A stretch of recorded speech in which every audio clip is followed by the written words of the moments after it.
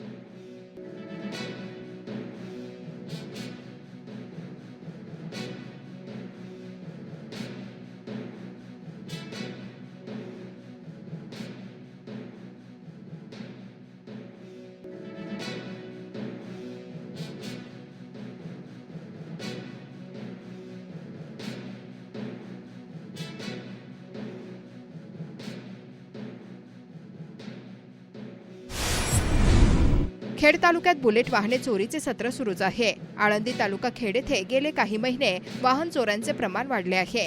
Alandi police ठाण्याला लागूनच असलेल्या घरातच चोरट्यांनी चोरी केली. चोरट्यांनी वर्दळीच्या ठिकाणी घरापुढे उभी केलेली बुलेट मोटरसायकलचे लॉक तोडून चोरी केली आहे. खेड तालुक्यातील अनेक गावांमध्ये रात्रीच्या वेळी ड्रोन फिरत असल्याच्या स्थानिक नागरिकांच्या तक्रारी आहेत.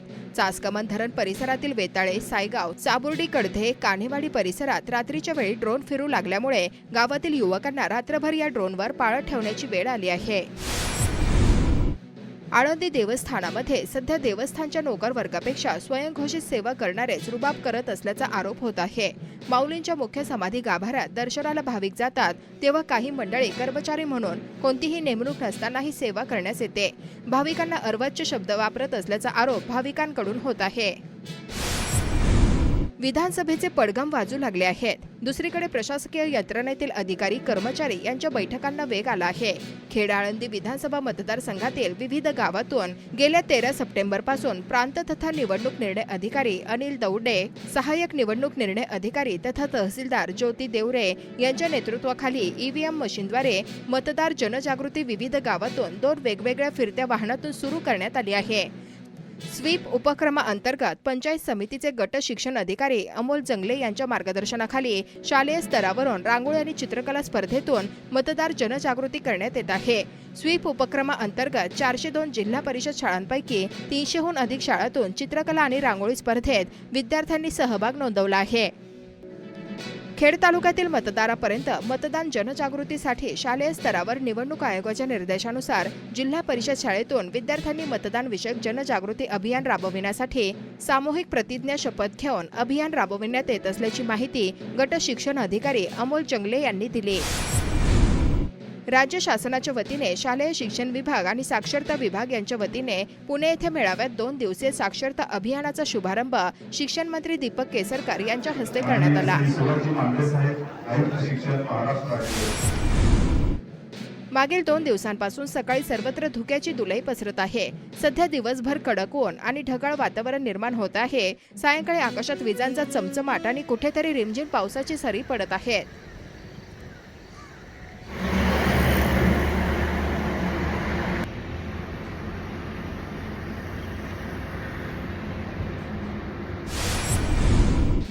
चाकण शिक्रापूर रस्त्यावरील शांताई लॉन्स येथील विद्युत रोहित्रामधील विद्युत तारा व ऑइल चोरट्यांनी चोरून नेले. चाकण औद्योगिक वसाहतीमधील international automotive components India private limited कंपनीच्या निघोजे आणि महाळुंगे प्लांटमध्ये वेतनवाढ करार केला आहे. या करारानुसार कायमस्वरूपी कामगारांना 21,300 रुपये, रोलवर आलेल्या सभासद कामगारांना 2,500 आणि कंत्राटी पद्धतीने काम करणाऱ्या कामगारांना 1,250 रुपयांची वेतनवाढ मिळाली आहे. शिवसेना लाडकी बहीण संपर्क अभियान सध्या शिवसेना महिला आघाडीच्या वतीने राज्यात राबविण्यात येत आहे. पुणे जिल्ह्याची जबाबदारी शिवसेना नेत्या डॉक्टर नीलम गोऱ्हे यांच्यावर आहे. या अनुषंगाने डॉक्टर गोऱ्हे यांनी या आठवड्यात विविध ठिकाणी गेले असता तेथील महिलांशी संवाद साधत सरकारच्या योजनांची माहिती व सरकारकडे त्यांच्या असणाऱ्या अपेक्षा आदी अनेक महत्त्वाच्या मुद्द्यांवर चर्चा केली. 28 सप्टेंबर रोजी खेड, राजगुरुनगर, चऱ्होली, आळंदी, मंदिर परिसर येथे भेटी घेत लाडक्या बहिणीसोबत संवाद साधला. 81,000 अशा महिलांना पात्र ठरलेले आहेत. चाकण MIDC पायाभूत सुविधांचा मोठा अभाव पाहावयास मिळत आहे. महामार्गावर प्रचंड कोंडी तर MIDC अंतर्गत रस्त्यावर खड्डेच खड्डे असल्याच्या तक्रारी समोर येऊ लागल्या आहेत. चाकण औद्योगिक वसाहतीत MIDCने अंतर्गत रस्ते केले असले तरी त्यांचे काम निकृष्ट असल्याचा आरोप होत आहे.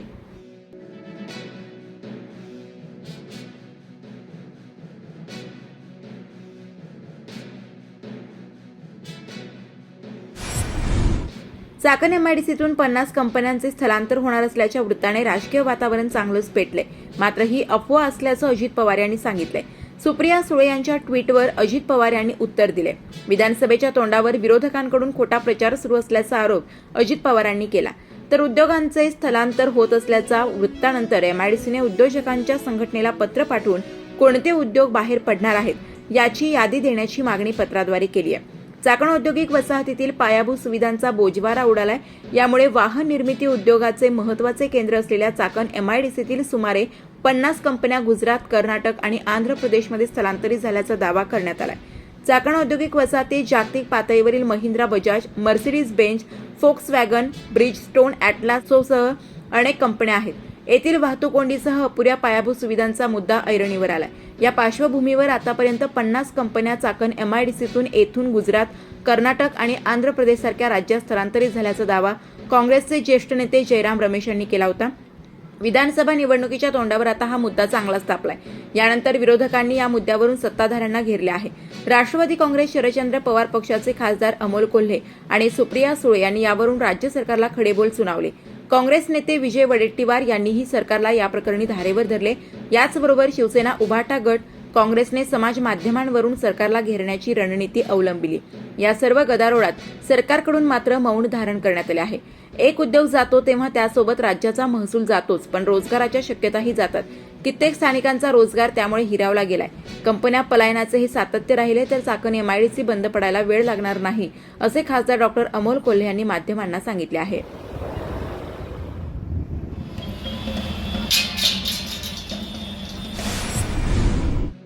खेड तालुका खरेदी विक्री संघावर SS पुंडे द्वितीय अप्पर विशेष लेखा परीक्षक श्रेणी 2 यांची नेमणूक करण्यात आली आहे. खेडचे आमदार दिलीप मोहिते यांच्या 9 समर्थक संचालकांनी पदाचा एकाच वेळी राजीनामा दिल्याने प्रशासकाची नेमणूक करण्यात आली आहे. खेड तालुका खरेदी विक्री संघाच्या इतिहासात यामुळे पहिल्यांदा प्रशासक नेमणूक झाली आहे. खेड तालुका सहकारी खरेदी विक्री संघाच्या अध्यक्ष, उपाध्यक्षांसह 9 संचालकांनी एकाच वेळी राजीनामा दिला होता. त्यामुळे सभागृहातील कोरम संख्याबळ अस्तित्वात राहिले नाही. संस्थेला सहकार कायद्यानुसार काम करण्याचा अधिकार राहिला नसल्याने प्रशासकाची नेमणूक करण्यात आली आहे. एकाच वेळी राजीनामा दिलेले अध्यक्ष, उपाध्यक्ष व संचालक हे आमदार दिलीप मोहिते पाटील यांचे समर्थक असल्याचे मानले जाते. संघाचे अध्यक्ष राजाराम लोखंडे, उपाध्यक्ष नामदेव कलवडे, संचालक कैलास लिंभोरे, विनायक घुमटकर, विलास कातोरे, यशवंत पिंगळे, विकास गोपाळे, श्यामल देवदरे, संतोष आवटे या 9 जणांनी ऑगस्ट महिन्यात राजीनामे दिले आहेत. संघाच्या 18 सदस्य संचालक मंडळाच्या कार्यकारिणीत प्रत्यक्षात 15 सदस्य कार्यरत होते. त्यातील 9 जणांनी राजीनामा दिल्याने केवळ 6 संचालक शिल्लक राहिले आहेत. सरकार कायद्यानुसार ते अल्पमतात आले आहेत. खेड तालुक्याचे माजी आमदार, सहकार महर्षी स्वर्गीय साहेबराव सातकर यांनी खेड तालुक्यातील विविध सहकारी संस्थांबरोबरच खरेदी विक्री संघाची स्थापना केली. तेव्हापासून आजतागायत संघाच्या संचालक मंडळावर सातकर समर्थकांची पकड राहिली आहे. माजी आमदार सातकर यांचे चिरंजीव हिरामण सातकर हे राष्ट्रवादी काँग्रेस, शरदचंद्र पवार पक्षाचे तालुकाध्यक्ष आहेत. तालुक्याच्या राजकीय घडामोडीत सातकर गट सध्या राजकीय विरोधक असल्याने आमदार मोहिते पाटील यांनी खरेदी विक्री संघात हा डाव खेळल्याचे मानले जात आहे. आळंदी येथे खेड केसरी मानाची कुस्ती स्पर्धा संपन्न झाली. कुरुळे येथील पैलवान अरुण खेंगले यांना मानाचा समजला जाणारा खेड केसरी किताब मिळाला. तसेच खेड उपकेसरीचा किताब विशाल वाळुंज, कुमार केसरीचा किताब रोहन बारमुख यांना मिळाला. कुरुळीचे यश मिळवलेल्या कुस्तीगीर मल्लांचा सत्कार करण्यात आला. आमच्या खेड तालुका तालीम कुस्तीगीर संघाच्या कडून खेड तालुक्यामध्ये घराघरात कसा पैलवान निर्माण होईल आणि पुन्हा एकदा खेड तालुक्याला चौथ्यांदा महाराष्ट्र केसरीची गदा कशी मिळेल या हेतूने आम्ही ही स्पर्धा घेतली. चाकण पोलीस स्टेशन येथे महाराष्ट्र शासन वनवृत्त पुणे वन विभाग जुन्नर वन परिक्षेत्र चाकण यांच्या वतीने 1 ऑक्टोबर ते 7 ऑक्टोबर पर्यंत वन्यजीव सप्ताह या कार्यक्रमाची सुरुवात करण्यात आली.